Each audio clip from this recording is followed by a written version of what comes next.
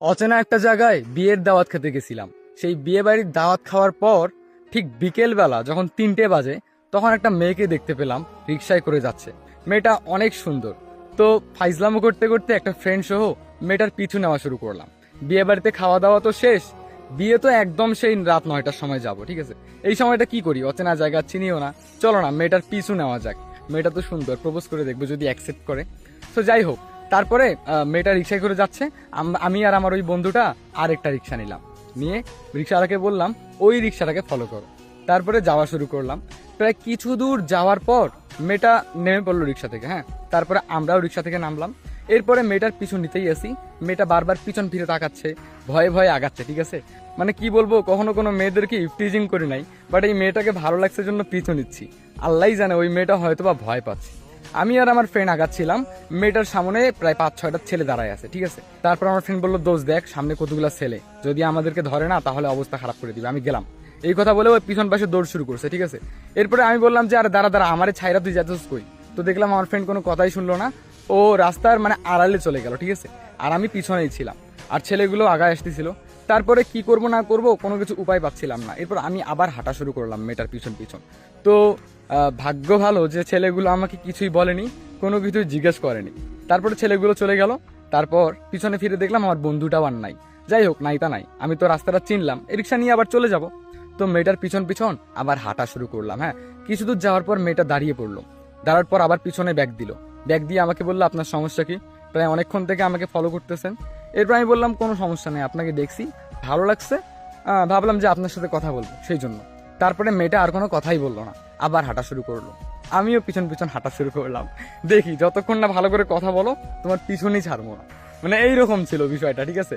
আর তখন বাজতেছিল প্রায় 4:30। হ্যাঁ, মেয়েটা যে কই যাচ্ছে আল্লাহই জানে, আর আমিও পিছন পিছন হাঁটা শুরু করছি।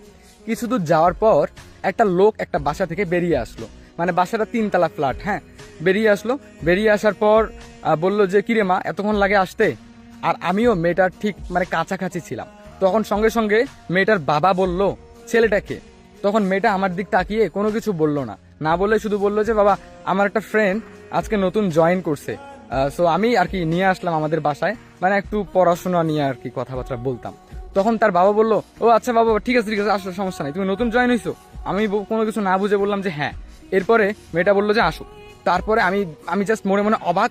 অ্যান্ড আমি আমার আমার বুকের মধ্যে এখন ভয় কাজ করতেছে ভাই। আমি এখন কই ঢুকবো, মানে এই মেয়েটার সাথে যদি বাসায় ঢুকি, যদি কোনো প্রবলেম হয়, মানে এগুলো চিন্তা করতেছি। এরপরে আবার ভাবলাম যে না, প্রবলেম হলে হোক গা, মেয়েটাকে ভালো লাগছে, মেয়েটাকে আমার লাগবেই। সো তারপরে বাসায় ঢুকে পড়লাম। কলিং বেল বাজাতেই আমি জিজ্ঞেস করলাম যে আপনি এটা কার বাসায় আনলেন।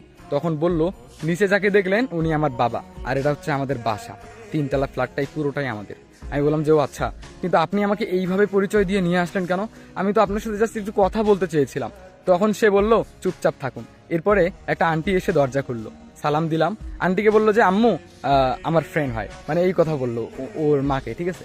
তারপরে আমরা ভিতরে ঢুকলাম। ভিতরে ঢোকার পর আন্টি বললো যে ঠিক আছে আমি চা নিয়ে আসছি। এরপর আমরা ভিতরেই বসলাম। বসার পর সে বই কলম খাতা আমার সামনে দিল। দেওয়ার পর আমাকে বললো যে একটু অ্যাক্টিং করেন, আমাকে পড়াশোনা বুঝানোর, বাট তা না হলে আমার বাবা মা আপনাকে মাইরা একদম শেষ করে ফেলবে। এরপর আমি বললাম যে ঠিক আছে সেটা না হয় করলাম, কিন্তু আপনার প্ল্যান কি, আপনি আমাকে এইভাবে বাসায় কেন ঢুকালেন? সো তারপরে আমি বললাম যে একটা একটা কথা বলবো, আপনার আপনার কি বয়ফ্রেন্ড আছে, আপনি কোন ক্লাসে পড়েন, মানে অনেক প্রশ্ন করলাম। সে কোনোটারই উত্তর দিল না।